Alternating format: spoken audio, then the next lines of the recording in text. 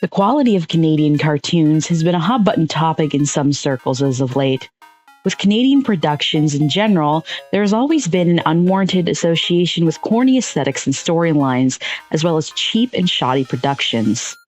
This often comes from people whose favorite works have been made in part and sometimes even entirely within Canadian borders. This reputation is somewhat understandable, considering that American productions are often backed by major corporations and toy companies. This leaves the smaller studios making cartoons in Canada often funded by government art grants with the short end of the stick. However, I want to bring some gems from across the history of Canadian animation to your attention that you may not have considered. I'm Crimson Ender, and here are 6 Canadian cartoons that I think you should watch. I would like to preface this list by saying that while several of these cartoons were developed entirely in Canada, there are a few that partnered with studios from other parts of the world too, and when those come up, I'll draw attention to those as well. I'll be covering these in the chronological order in which they were released, rather than ranking them from worst to best. Lastly, while I watched the shows on this list during my childhood, for this review I only rewatched the first 3 episodes of each show, all of which can be found right here on YouTube. This is by no means a full review on any of these shows, but if you're interested in me covering any of them, please let me know in the comments below, and why not hit that like button while you're at it? It really helps out the channel. The Raccoons is a quintessential 80s cartoon created by Kevin Gillis. 5 specials were released starting in 1980, and in 1985 the television series was broadcasted on CBC television. It focuses on the misadventures of charming goofball Bert Raccoon and his friends in the Evergreen Forest. When I was rewatching the start of this series, I was shocked to discover that there were actually human characters in the cast, with the raccoons and their animal friends inhabiting a sort of secret world hidden from humans.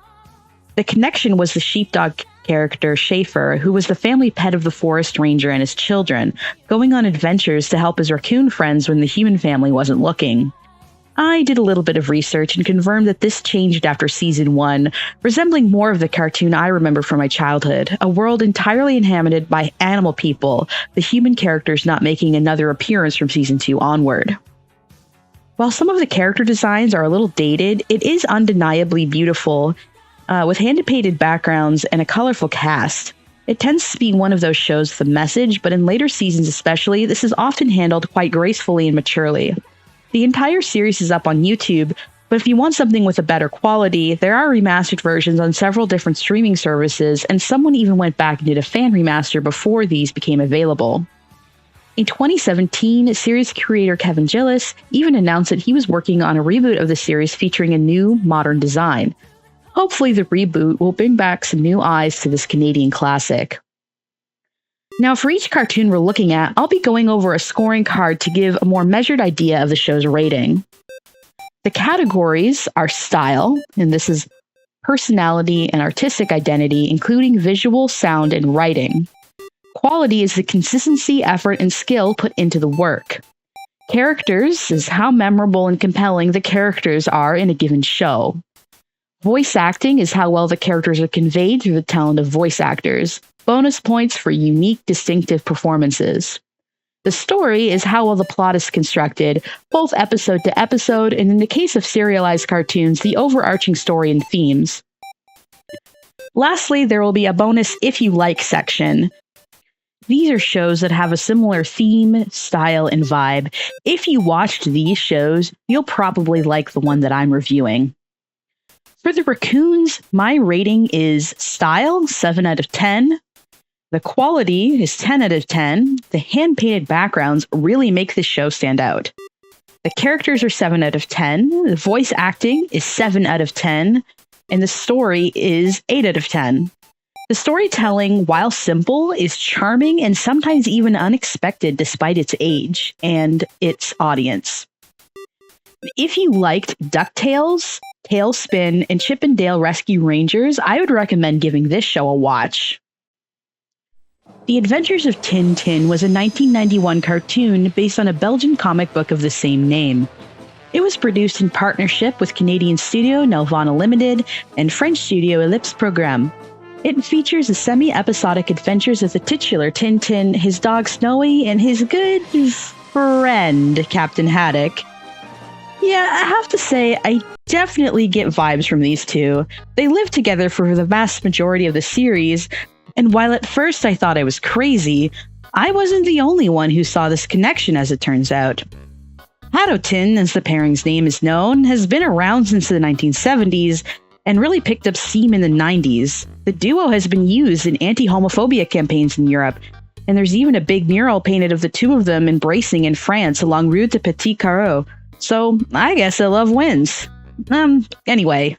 Outside of being the ambiguous life partner of a salty sea captain, Tintin is an investigative reporter who's particularly attracted to mystery and adventure. The show is very charming, but it does get a little dated at times. Most adventures are two-parters, some of them surprisingly thrilling for a cartoon in the 90s. I think this is because cartoons weren't seen as exclusively for young children in Canada the way they were in the States, so we tended to get a variety of programming for all age groups. My rating for Tintin is style, 9 out of 10. Tintin looks unique. I don't think it could be mistaken for anything else, and it really works for the identity of the series. The quality is 9 out of 10. Despite its simplistic hand-drawn style, there's a surprising amount of detail in various scenes. The characters are 7 out of 10, the voice acting is 8 out of 10, and Tintin's Canadian accent is hilarious considering he's based out of Brussels, and the story is 9 out of 10. It's very reminiscent of classic mystery novels. If you like Carmen Sandiego, Kim Possible, or Inspector Gadget, you will probably like this show. Jumping to an entirely different genre, Cyber 6 was a mystery sci-fi thriller that came out in 1999. It was produced by the Network of Animation in Vancouver, Canada, and animated by Japanese studio TMS Kyokyochi. It was based on an Argentinian comic book of the same name, the three countries working very closely together on the first season. Now, I might be biased, but Cyber 6 is a crime-fighting android woman by night and a mild-mannered male English teacher by day named Adrian. I was surprised to go back and find such a blatantly gender-fluid character in a show from back then. There's also something to be said for the fact that during flashbacks of Cyber 6's childhood, she's depicted as being surprisingly androgynous. While it's never stated outright that Cyber 6 identifies as non-binary, nor do I believe that's a completely accurate description or intention of what's going on here, the fact that the character moves through the world as both a man and a woman was definitely a highlight for me, and very notable given the time it came out. Beyond that, the story has a gritty, dark feel to it, without edging over into doing too much. It has some genuinely sweet and touching plot moments, great action scenes, and it's extremely stylish and visually engaging. I would definitely suggest checking out this short, but incredible series. My rating for Cyber 6 is style, 10 out of 10. It's very unique, it's fun to look at, and the fighting and action scenes are beautiful and dancerly. The quality is 10 out of 10. A lot of effort and work was put into each pen stroke and each frame of animation. The characters are 8 out of 10. It can get a little melodramatic and corny at times, but it's easy to get invested in the main character as she's so compelling. The voice acting is 7 out of 10. The story is 9 out of 10. It holds up to this day and is a fun watch for people of all ages. It's dark, romantic, mysterious, and thrilling. If you like Disney's Gargoyles and Batman the Animated Series, I think you should really give this show a watch. For Better or For Worse is based off a Canadian comic strip by Lynn Johnston. It was produced by Canadian studio Funbag Animations out of Ottawa. Of this list, it's the only show aimed at adults, but it's got a more wholesome and family-friendly energy than its often more subversive and edgy contemporaries. Each episode features 3 vignettes, one from the early years where the kids Liz and Michael are in grade school and Ellie and John are young parents, one from the growing years where the kids are teenagers and their baby sister April is a toddler and the parents are about middle-aged, and finally the later years where the parents are middle-aged, Michael and Liz are young adults, and April is school-aged. Each episode features a thematic through line explored in each part. These are bookended by excerpts from Johnston's original comic strip and introed by Lynn herself. While often lighthearted, the show has a lot of relatable family moments and isn't afraid to broach difficult and emotional topics. It's notable that the show does reflect Lynn's own traditional values, but it's in a very approachable way. The characters and backgrounds are rendered in a style reminiscent of 20th century comic strips. It stands out as being hand-drawn at a time where many animated series were starting to use 2D rigged puppets.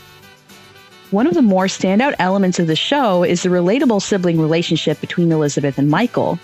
Michael tends to be quite mischievous, and Elizabeth has a short fuse and can be melodramatic and emotional. They bicker and squabble, but they also work well together as a team when they put their heads together. Occasionally, one of them can take things too far, but their parents are well-rounded and emotionally supportive enough to get the family through tougher times. The style, I give a 9 out of 10. The animation is very expressive and character-focused, and is really nice to look at. It really brings Lynn Johnson's comic style to life. The quality is 8 out of 10. A lot of attention to detail and visually pleasing. The characters are 9 out of 10. It has a relatable cast, and the kids mature and grow in a believable way. The voice acting is 7 out of 10, and the story is also 7 out of 10.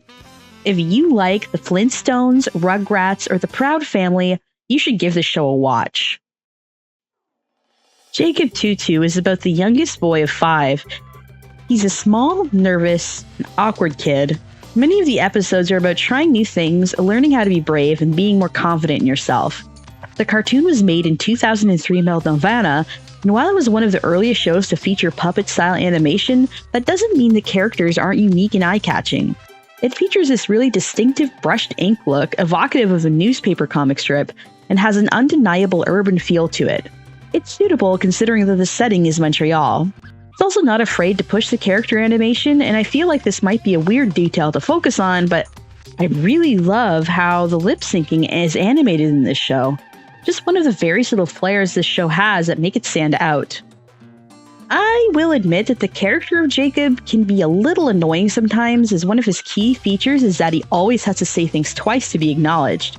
This is of course not always true, and sometimes lampshaded when characters we are meant to read as more empathetic towards Jacob say he only has to say things once.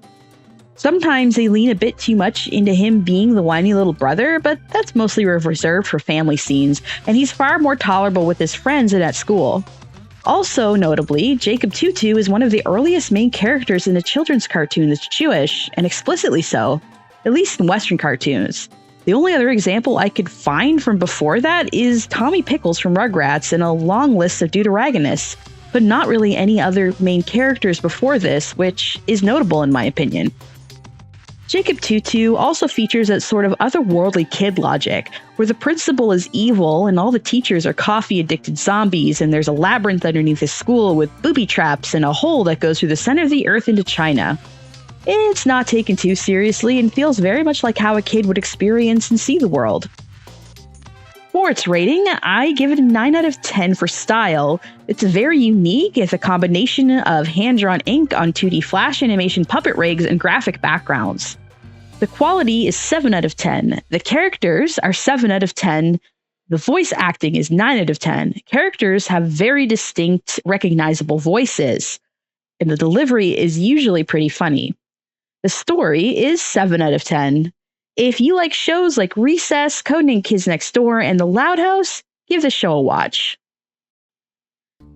While it's true that most Canadian cartoons aren't backed by companies intending to make merchandise sales, Ruby Gloom is an interesting exception. What started as a clothing line you would typically see in shops like Hot Topic and Spencer's back in the early 2000s, with its cutesy melancholic quotes attached to them, spawned into a very adorable cartoon that was beloved by teenage goths.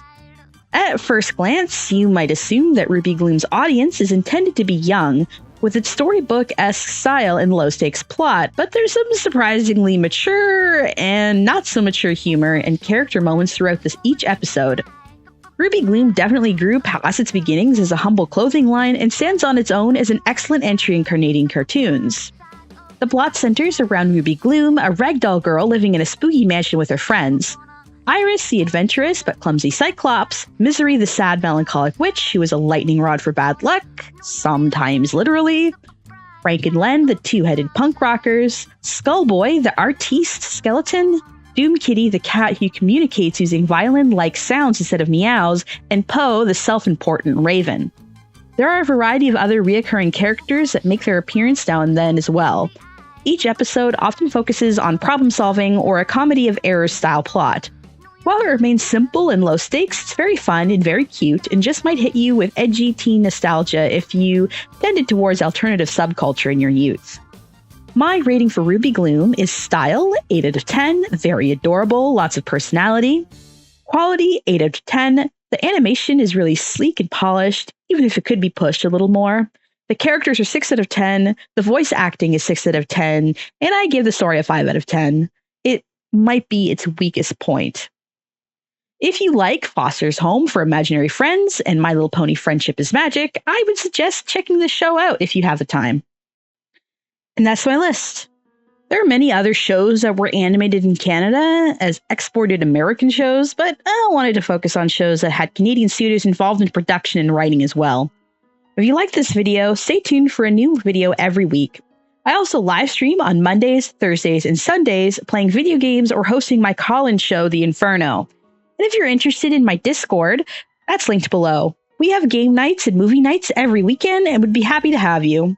Have a great weekend, and I'll see you all next time. Bye-bye!